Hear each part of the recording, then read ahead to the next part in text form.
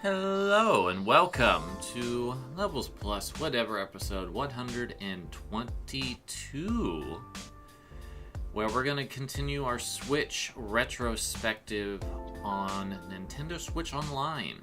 We're going to rank all the games that were available as of December of 2024, as well as talk about some games that I really hope make it to the service as we move into the Switch 2 life cycle. I don't have any pickups at the moment, so we're just going to jump right in. Hello! Welcome to a very special episode today with me ranking all of Nintendo Switch Online's current, as of November 30th, when I recorded this, catalog of titles. Boy, it's a fascinating collection of games. The nice thing is that this particular tier maker by Max on Tax 3 is up to date. We've got Mercs, Toe Jam and Earl, and Vector Man for the Genesis, the Donkey Kong Land Duo that's currently available, and the mature Turok 2 and Shadow Man joining the NSO Mature app on Halloween, along with everything else. And it's time to determine what games are really worth jumping into, which ones are absolutely not. And I have played a lot of these. I have not played all of them. And I was doing a feature on Levels Plus about these as they came out. I did take the time to play through a lot of them, and to kind of determine if they were good, mid, or bad. And we're gonna kind of do that here. So what we're gonna do is we're gonna delete a couple rows, and I think we're just gonna make this simpler for me. We're gonna make this the great and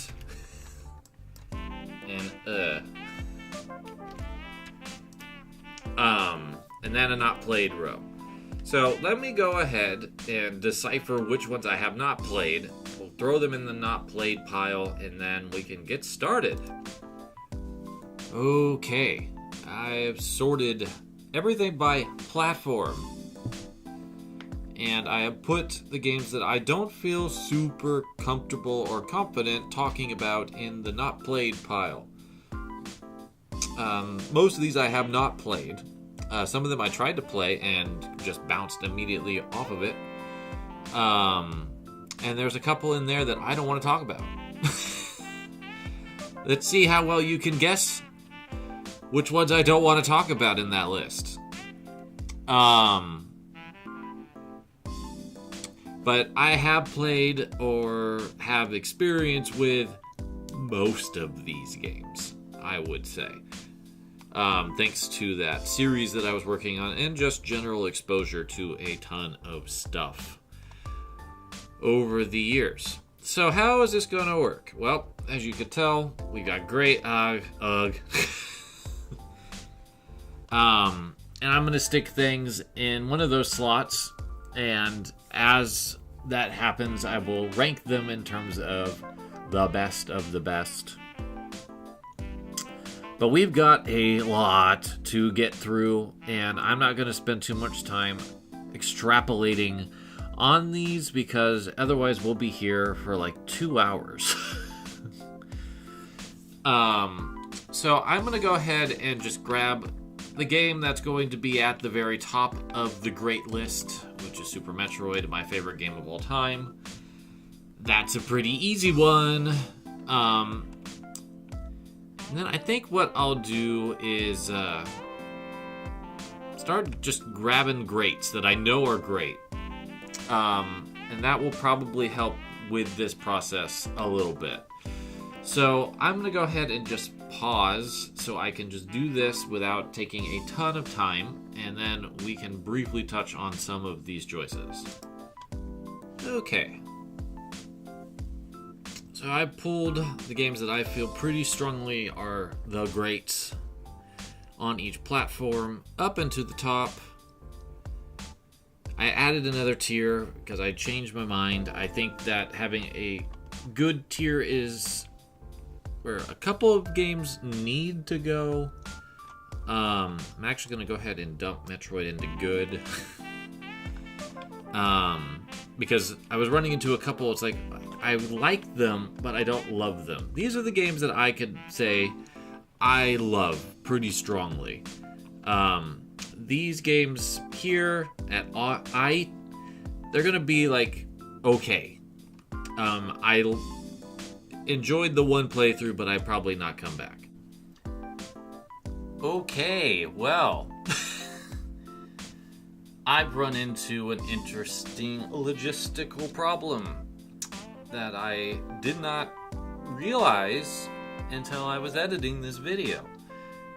That blue bar that was at the top of the screen in the original footage, it was covering up like the top row. So I was kind of like talking about these games like this without the top row. So I was talking about how Perfect Dark, now you know why I popped off about it, but like this. So I'm doing stuff up in this upper area and you just can't see what I'm doing.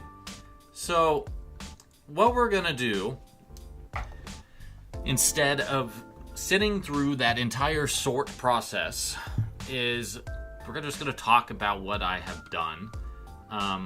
And we've added some things because this list got updated on 12/12. There's a couple doubles. Unfortunately, there's 2 urban champions, and I'm gonna hope we don't run into any other weird double situation as I go through this. So, for the great tier,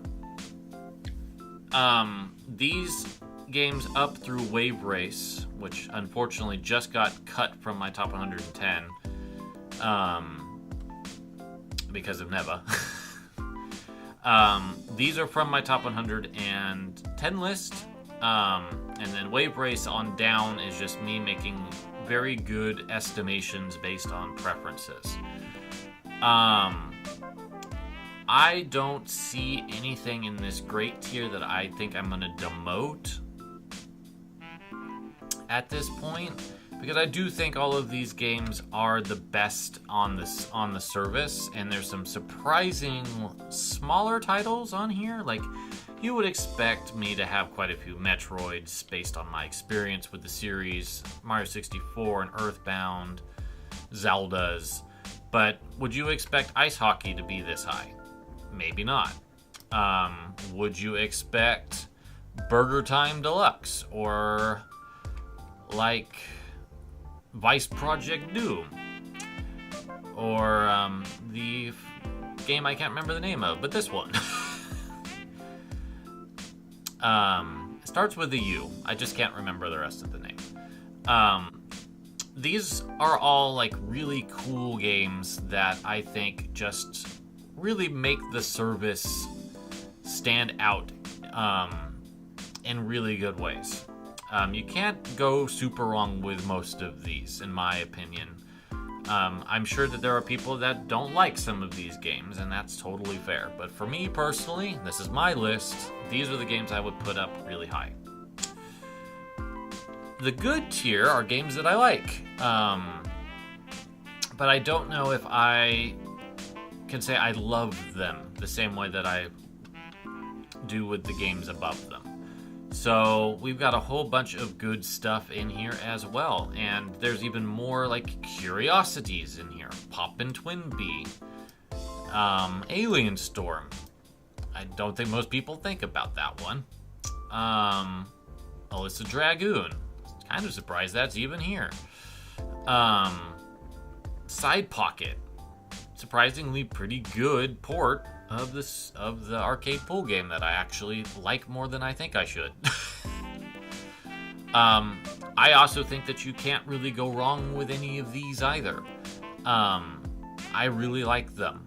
To a bunch of Fire Emblem games and Shin Onigashiri Shini. I'm gonna butcher that every time I try to say it. being games that I would love to appreciate more, but I just don't have the language to fully understand it. The I tier is big. We're seeing most of it here. I'll shrink this down just a tiny bit so maybe we can get it all on one screen. But these are games that are good, and I can't say that I really like them, but I enjoyed playing them or feel like they're pretty good, but not something that I would probably immediately rush back into anytime soon. And this is, like, there's going to be some games that surprise you, like Donkey Kong Country. I'm on the record for not being the biggest fan of that particular game. WarioWare, Kirby 64, Yoshi's Story.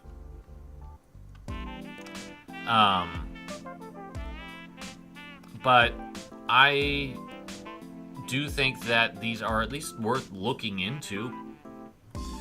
And then we've got the UGG tier. These are the games I don't like or don't fully understand why people like them. Because it just doesn't work with my brain. This is in reverse order. So Super Punch-Out is actually the least UGG. It could arguably be in the I tier, but I don't really have any desire to ever play it again whatsoever. So that's why it's there. Virtua Fighter 2 for the Genesis is the worst game on the service, per my bottom 50. There's actually 5 of those currently here, and then some runners-up. I don't remember if Dr. Mario actually made it that low. It may have. But I haven't seen any other doubles while doing this quick review at present, anyway. But these are the games that I have a hard time recommending. But some of them might be something you like. Wario Land 3, probably one of the more popular games that's floating around down here. Mario & Luigi Superstar Saga. Donkey Kong Country 3 for some people. Puzzle League, Pokemon for some people. Some people might really like Zelda 2. I don't. I hate that game. Some people really like Mega Man 5 and think it's one of the better games. I don't like any of them. And there's the rest. All in a group. So this is all, of course, my opinion. But if you ask me, these are the great games on the service that are absolutely worth your time. And there's enough N64 and Genesis stuff on here that I could feel remotely comfortable recommending paying the extra for the NSO expansion pack on Game Boy Advance too. Because there's just a lot of good stuff on those apps. And hopefully we will continue to get really good stuff in 2025 and maybe even some new systems since we're getting a new Switch of some sort. But let's transition into that part of the video where I'm going to talk about some games that I would really like to see added. Nintendo Switch Online has been, for the most part, a pretty solid service. Its biggest issue has been drip feed, which has been Nintendo's biggest problem with its retro catalogs with the Virtual Console prior, and unfortunately it has continued. But I will say this, they have pulled some fascinating stuff out of the backlogs of their archives, including some third-party stuff. But there are some big omissions, and this is my attempt to highlight 10 games from each platform currently offered on the service that I think need to be on Nintendo Switch Online, like yesterday. And this completely ignores the fact that Square Enix and by extension Taito, have not done anything for the NSO apps. And if you look at the Super Nintendo line, you'll see that is mostly them, because their absence is murdering the Super Nintendo in terms of its archive, in my opinion. When I sat down to start putting this together, these are the games that leaped out to me at the moment. I originally started with 5, but then I felt that 5 was too limited, so I went up to 10. Because I was like, oh, I forgot Resident Evil 2. That needs to be on the N64 list, but I don't have room. Well, time to make it bigger. So that happened a lot. There's games on here that I probably wouldn't pick for myself also, but I think are significant enough that they should be in consideration. So anytime you see Pokemon on this list, that's why. Let's get started with the NES. And there's no ranking really with this, so what you see on this screen is how it's going to stay. And I'm just going to briefly touch on each individual title, why I think it's worth including. Bionic Commando's on here 3 times. On the NES, twice on the Game Boy. I think that it's a phenomenal series on Nintendo platforms. The NES game is my favorite NES game, period. So I had to have it on here. Of course, there's probably some considerations that have prevented it from being re-released outside of the one time it was on the Game Boy Advance. And that's because it has a very graphic depiction of Master D, aka Adolf Hitler, having his head blown apart by a rocket, which, you know, is appropriate considering who he's based on, but at the same time, there is no mature app for the NES, and there will not be one. There is not enough demand. If that bit can be ignored, like it was back in 1988, 89 when it came out, then Bionic Commando should be on the NES Switch app.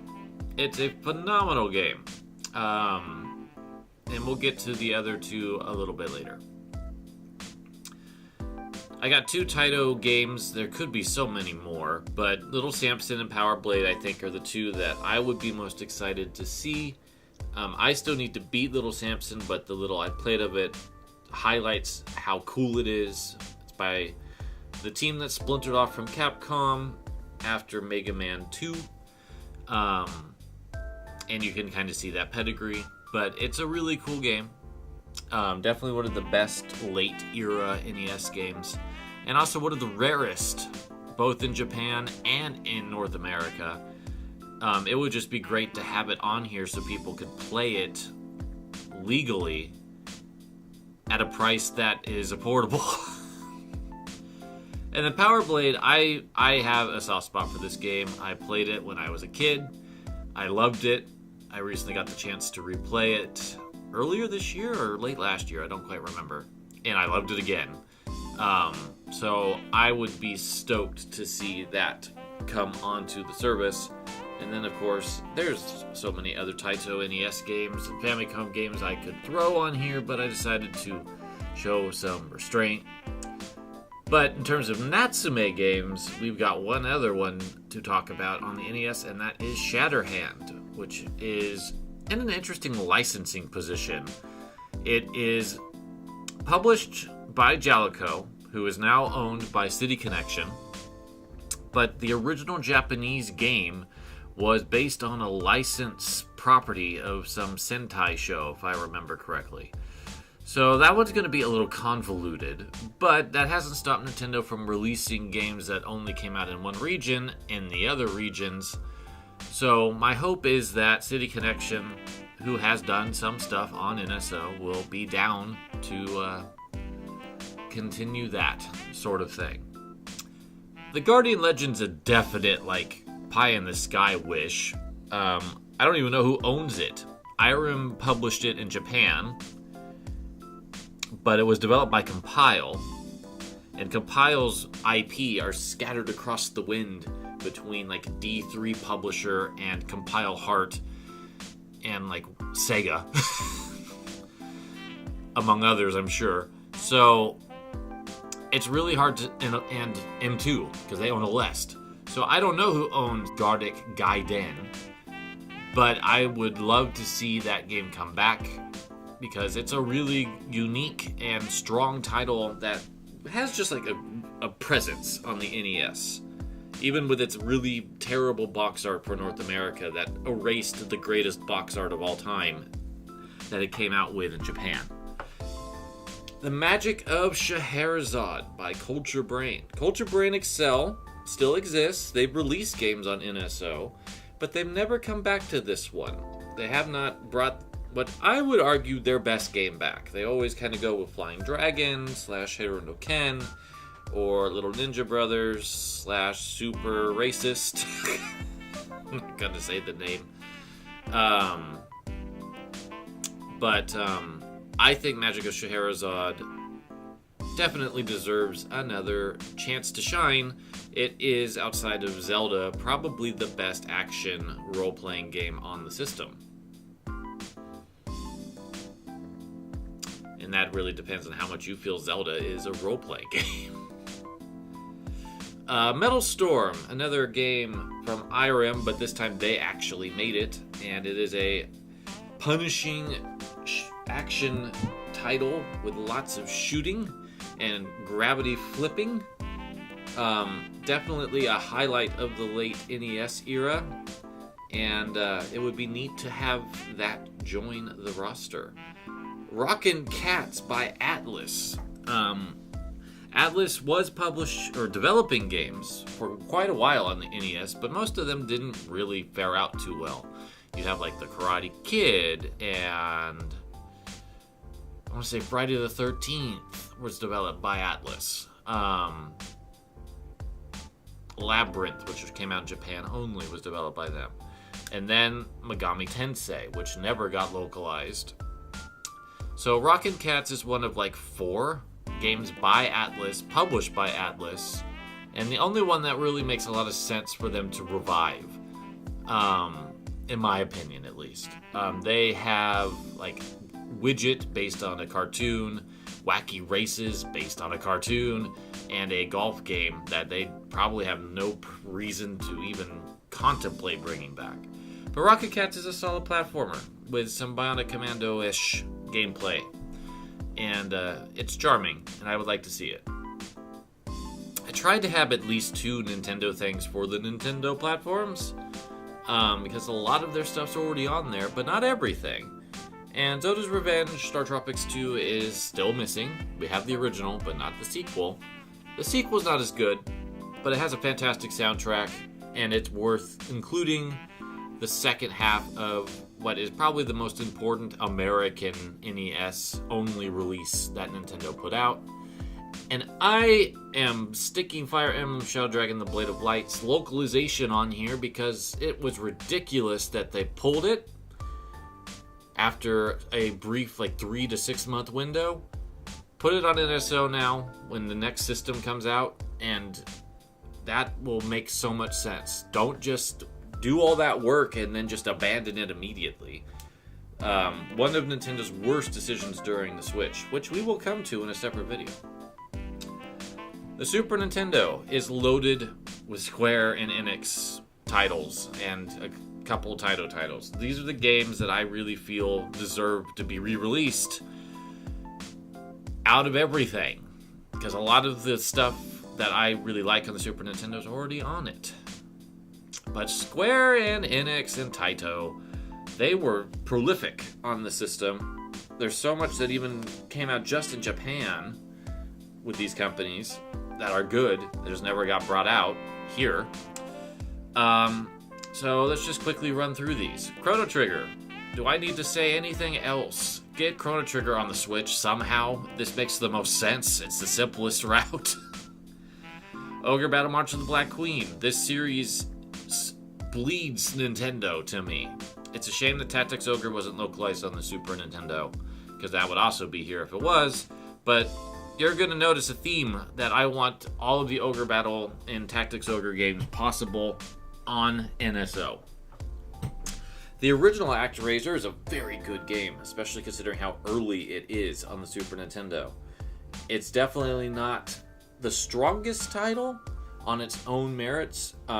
The action gameplay is a little basic, and the sim elements are compelling but simplistic.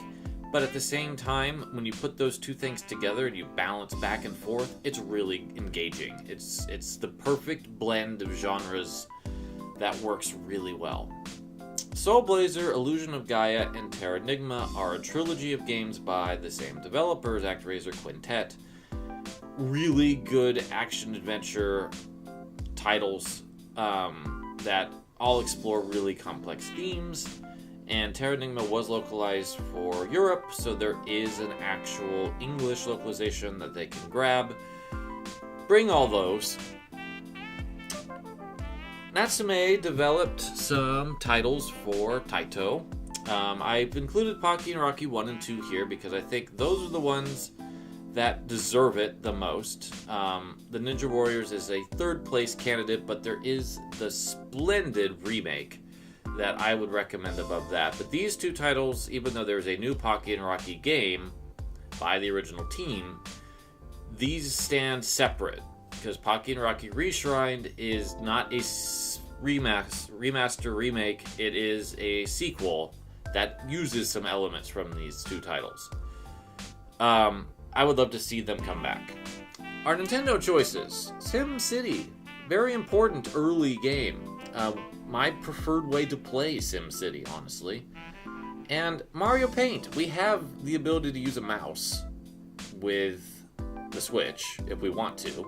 So why not figure out how to get the Super NES mouse programming to work with a modern mouse so we can use it on Mario Paint? Because that is an iconic title for the system. Nintendo 64. There's a lot of Konami on here, and I apologize for that. But it's kind of like how I felt with the Super Nintendo, in terms of a third party that was very important. Konami was huge on the N64. They were probably the strongest third party on the platform, and none of their games are currently available on the N64 NSO app. So we're going to cover a whole bunch of them.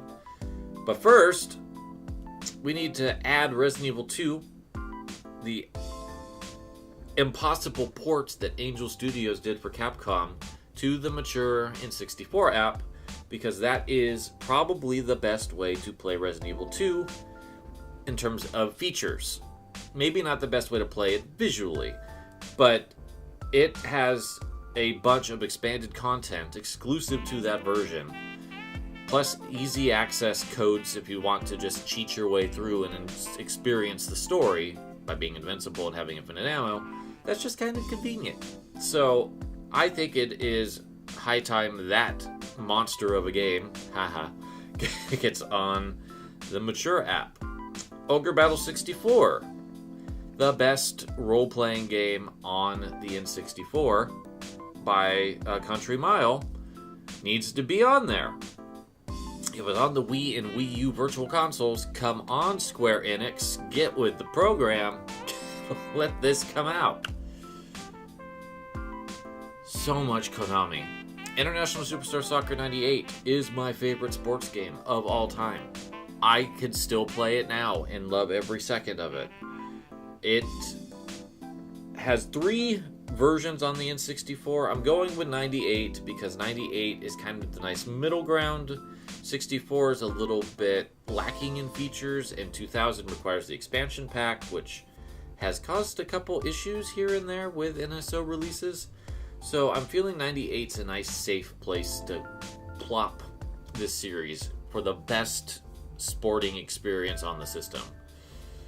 Castlevania Legacy of Darkness. I did have 64 on here briefly before I remember Resident Evil 2, and since Legacy of Darkness more or less is like the greatest hits version of 64, you do get to unlock those quests slightly reconfigured a little bit of the original game. But Legacy of Darkness is another excellent title to consider, even though it's a 3D Castlevania and none of those really landed well. I think this might be the most successful. Hybrid Heaven. Quirky role-playing game by Konami. Very distinct and unique. You kind of use wrestling moves as your combat. It's a fascinating game and really would deserve being given another chance to shine on the app. And of course, the two likely greatest Goemon Mystical Ninja games, Mystical Ninja starring Goemon and Goemon's Great Adventure. Both of those should be on the N64 app by now. They're not. Let's get them on there. Both of them are splendid games and probably Konami's best work on the system outside of ISS. Honestly, all of the Bomberman games should also be in consideration here, but Bomberman 64 is the one I chose because it's the one I'm familiar with. Hero has the phenomenal soundtrack, but it's only single player. Bomberman 64, The Second Attack, is incredibly obscure and wasn't even released by Nintendo or Hudson. It was released by Vatical, and I don't even know who might have that localization anymore. So I went with Bomberman 64 because of the multiplayer element. And it's the one I'm familiar with. I think it's a solid game. I need to finish my Wii U very early playthrough to kind of remind myself, but I like it quite a bit. Why is Smash not on the N64 app yet? The anniversary passed. It was perfect timing. And yet, Nintendo continues to mystify with its decisions. Get this on the platform. Come on. I'm sure the online's the hard part, but figure it out. And quirky title, Master Quest for Ocarina of Time. Never got released individually in North America, but we are in a magical place where we can release things that didn't get released before. Look at Star Fox 2 on the Super Nintendo app. That was never released before. Let's bring Master Quest. Let's get the full Zelda experience on the N64 app. The Game Boy app is loaded with Nintendo stuff, but there's a couple third-party things. I think that we should get both the Bionic Commando options on the app. The original one by Capcom, which is a kind of sort of remake of the NES game, but with a very futuristic sci-fi slant. But it does have its own unique levels and soundtrack, and it's quite good in its own right. One of the few games that actually uses that zoomed-in sprite perspective well. Elite Forces is Nintendo Software Technologies Game Boy Color sequel. That is not as good. The colors actually take away from it, I think. But it's an interesting crossover. It was the last Bionic Commando for a long time until Rearmed and the PS3 360 one came out. And it's not bad, it's just not as good as the other two. But it'd be good to include it just so we could see Nintendo's take on it. Azure Dreams. This was perhaps better known on the PS1, but I have heard so many people say the Game Boy Color version of this game is so much better. And we should be thinking about more third-party stuff on the Game Boy. That's why you'll notice a lot of stuff down in the Game Boy Advance section is third-party. But there is so much that we have not even touched from Nintendo's back catalog. Like Donkey Kong 94. How are we getting the Donkey Kong Land games before we're getting Donkey Kong 94, which is arguably the best Donkey Kong game, period? I don't understand Nintendo's reasoning to keep this one off the shelves, but let's stop. Put it on the shelves, please. It would have been great to release that around the time Mario vs. Donkey Kong's remake came out. But no. Balloon Kid, the sequel to Balloon Fight. That's very cute. There's also a Game Boy Color version that came out in Japan. And curiously, a Famicom version that came out with Hello Kitty on top of it. That wasn't even published by Nintendo, but seemingly was developed by them. Or Pax Sofnica, or some weird thing. It's a bizarre story behind Balloon Kid. Regardless, the Game Boy Color Japanese version would be wonderful to include because it's a nice little breezy arcadey game that is the only time that the Balloon Fight series saw a sequel. Outside of Tingle's weird Club Nintendo thing. Mole Mania is one of the few games that Shigeru Miyamoto himself worked on for the Game Boy. It's a cute little puzzler. I am not the hugest fan, but it's something that I think is desperately needed on the app, because those quirky little games are sometimes the ones that really are great to just pick up and put down, save state, come back later, rewind a mistake. I think it just needs to get on there. Pokemon needs to be on the freaking app.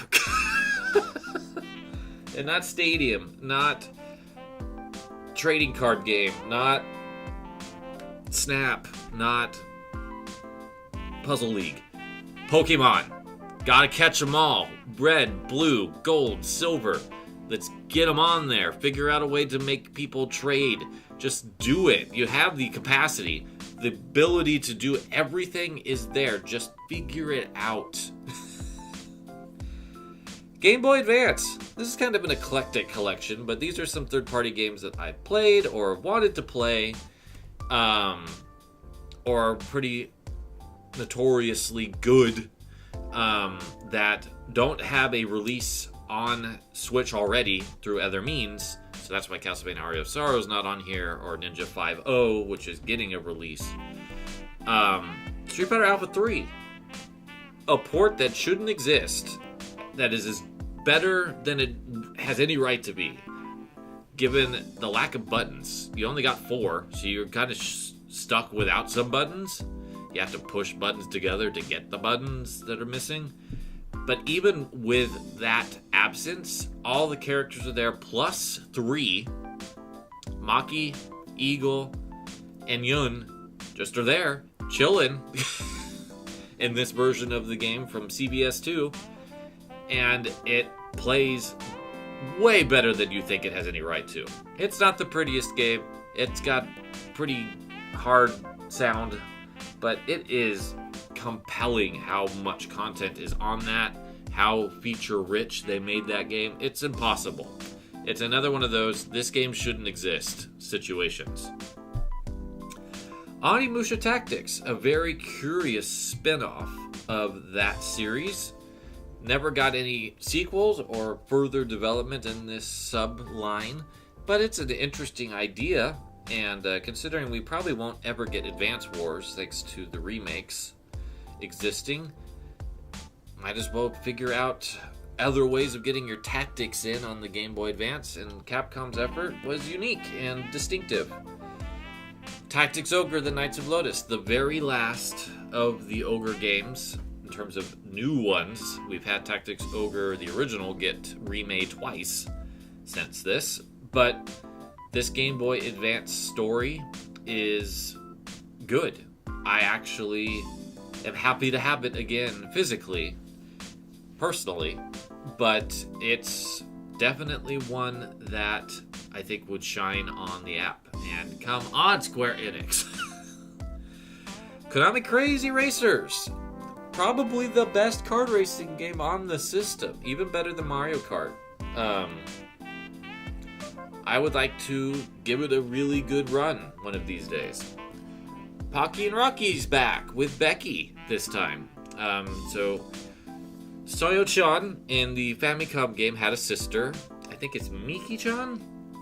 And that's basically what Pocky Rocky with Becky is that it's Sayo-chan and Manabu, I forget Rocky's Japanese name, with Miku-chan.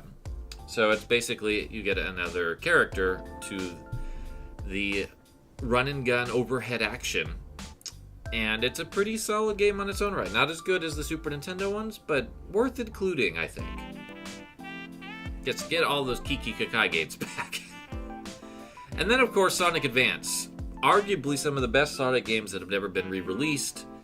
And there's 3 of them. I only put the first one, but you could just kind of pretend that that extends to the trilogy. Just pretend there's a trilogy that actually was released. Maybe there was, and I just missed it. As I was saying with red, blue, gold, and silver, let's get ruby and sapphire on there. I know there's another one, but I don't remember what it was. I think it's like platinum and diamond, but I couldn't skip anything else, so just put those on there too. Fire Emblem the Sacred Stones. For me, personally, the biggest game currently missing on the app. That should be on there. Kirby Nightmare in Dreamland, the remake of my favorite Kirby game, Kirby's Adventure. I've never played it, so I would like to try it. And currently, we don't have it. We only have Squeak Squad. So I'm hoping that... is it Squeak Squad? Or no, it's Amazing Mirror. We have Amazing Mirror. So I'm hoping that this will get on there sooner than later. We're now done with Nintendo. I thought the Genesis app might have been dead, because there hasn't been a release in allegedly 18 months. But this week, when I'm recording this, they actually released 3 more games out of nowhere. So I looked to see what was still missing, and my goodness, there are some things missing, my friends. We don't have Sonic the Hedgehog. 1. We have 2, but not 1. Let's fix that problem. We're never going to get 3, though. So just don't even... That's why 3 is not even on here. I'm not even bothering with putting 3 on here. The music. If they can't get it right for Sonic Origins, they're not going to get it right on the NSO app. They're not going to get that original music ever again. So, tragically, I had to exclude 3. It should be on here too, but it's not going to come in a way that people would want it. We only have Streets of Rage 2, speaking of 2s. So let's get the rest of the trilogy on there. 1 and 3. Let's just do it. Phantasy Star only has 4, which is a crime. 2 and 3 may not be as good as 4, but they are part of that legendary trilogy on the Genesis, the strongest RPG series that Sega had in their 8 to 16-bit days. Let's get the rest of it on there. Monster World 4 was a big get for the Wii and the Wii U and PSN, and I want to say the Xbox Marketplace. It was a great game that never got localized, in North America at least. Got a brand new localization, and is a pretty good game. And one that, yes, got a remake. Remake's not the best. So it'd be great to just throw that on here. And, you know, there's a whole bunch of other stuff that could be done with West 1's most famous property. But I think Monster World 4 is the best one outside of the Dragon's Trap remake, which is superb in its own right. But that's not the original game, so. Technosoft. Sega owns them. We've only gotten very little on the NSO app of their back catalog. I think only Thunder Force 2. So I've got 3 games here. 2 of them do have Sega Ages versions, but considering that Sega is discounting them to like under $3 on the regular, I don't think it would really hurt them at this stage to put the originals on NSO. So let's get Herzog's Way and Thunder Force 4, 2 fantastic games on the service. And let's throw Elemental Master on there, overhead run and gun. That did end up on the Genesis Mini 2 as a consolation prize for not getting Popful Mail or the Lunar games. And last but not least, kind of a curio, but Mega Bomberman has, I believe, what was the Mega Tap? Like 5 or 6 players? It's why I picked it over Super Bomberman 2. And it's basically a port of Bomberman 94 on the TurboGrafx. But I think it has a couple more Bombermans that you can run around with. And that'll be fun. These games are great with multiplayer, and the online element makes it really compelling. Alright, thank you for joining me on this little ride through the various games on Nintendo Switch Online. And the ones I want on Nintendo Switch Online.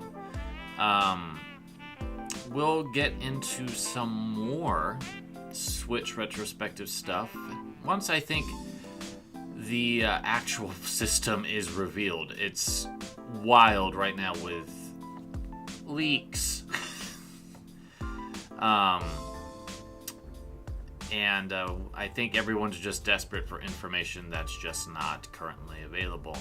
But we're going to take a little break from the retrospective. I have a Neva and Silent Hill 2 review video I really want to do next. Thank you again for joining me, and I hope you have a wonderful set of days till the next one. Take care.